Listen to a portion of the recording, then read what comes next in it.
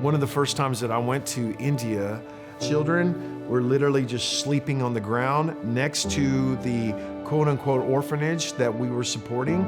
These kids have not had a bath maybe ever in their whole life.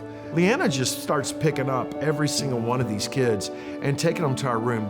Well, there was one little girl in particular, her name's Sravani, and Sravani was this beautiful little girl, and she was mesmerized with me. And as the years went by, she began to request, can I carry your Bible? Can I go with you as you go and you preach to all these places? I was like, absolutely.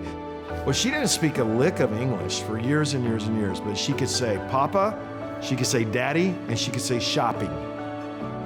And every time I was there, she'd say, Daddy, shopping. I'm like, okay, man, let's go shopping. She grew up, and I saw her grow up. Well, whenever she got out of school, she said, I want to be a stewardess. So we sent her to Stewardess Academy. But in order to go to Stewardess Academy, she actually had to learn how to speak English very well first. She got done with that, she graduated, she's a stewardess. And then Leanna and I was in Kathmandu, and we were in Nepal, and we were up there rescuing kids. And she contacted me and she said, I can come to see you. She flew up there, and I hadn't seen her in like 4 years previous to this. And I was going through the crowd, and I'm looking for her and looking for her. I find her, we hug. She sees Leanna, she hugs her. We get in the car, and it's the first time we ever had a conversation because it's the first time she ever spoke English. And I want to tell you, that was a life-changing trip for me. And she's like, Dad, I have got to tell you things. I've never got to tell you about when I was 6 years old, you did this for me, and you did that. And me and Leanna just sit in the van, just bawling as she spoke in English. And she said, I've always wanted to tell you this.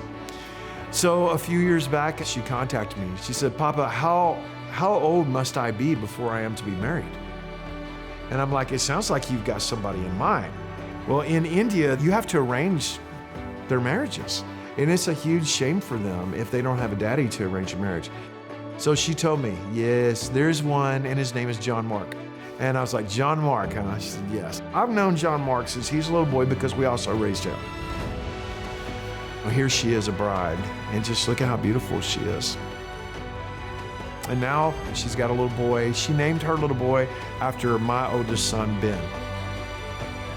She's redeemed in every way that a girl can be redeemed. That's what we want to see, and that's what we strive for with all of the thousands of kids that we're actually raising.